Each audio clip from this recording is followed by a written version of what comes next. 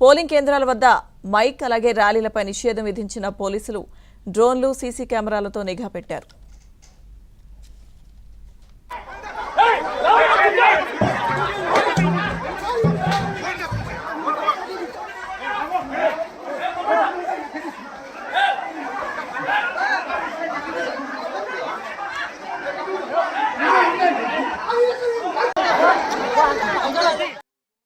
అటు పులివెందులలో తొలిసారి రిగ్గింగ్ లేకుండా పోలింగ్ జరుగుతుందని రాజకీయ పక్షాల నేతలు అంటున్నారు. 35 సంవత్సరాల అనంతరం ప్రశాంతంగా ఎన్నికలు జరుగుతున్నాయని చెబుతున్నారని టీడీపీ నేతలు అంటున్నారు.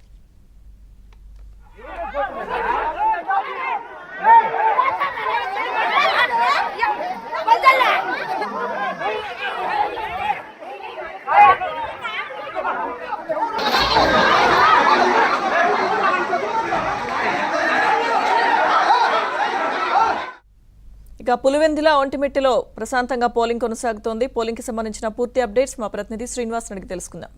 శ్రీనివాస్, లక్ష్మీదుర్గ ఉమ్మడి కడప జిల్లాలో జరుగుతున్న పులివెందుల ఒంటిమిట్ట జడ్పీటీసీ ఎన్నికలు ఇప్పుడు ప్రస్తుతం ప్రశాంతంగా జరుగుతున్నాయి.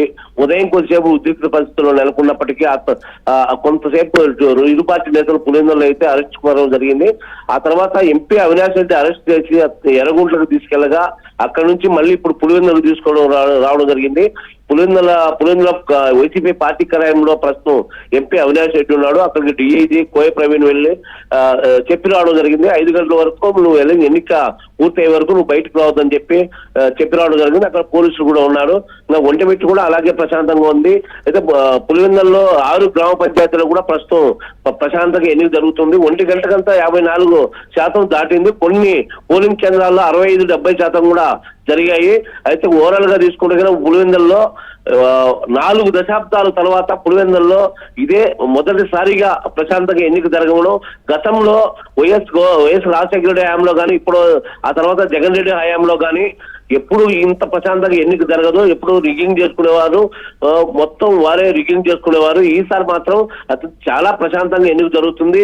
ఇప్పుడు ఉదయం దాదాపుగా ఓటర్లు ఎక్కువ శాతం ఎక్కువ పోయి ఓటు వినియోగించుకునేవారు. ప్రస్తుతం మాత్రం చాలా దాదాపుగా అయిపోవచ్చింది కాబట్టి లాస్ట్ లో ప్రశాంతం చాలా ఇప్పటికే 6 గ్రామ పంచాయతీ పరిధిలో ఉన్న పోలింగ్ కేంద్రాల్లో ప్రశాంతంగా కొనసాగుతుంది. Right, thank you Srinivas.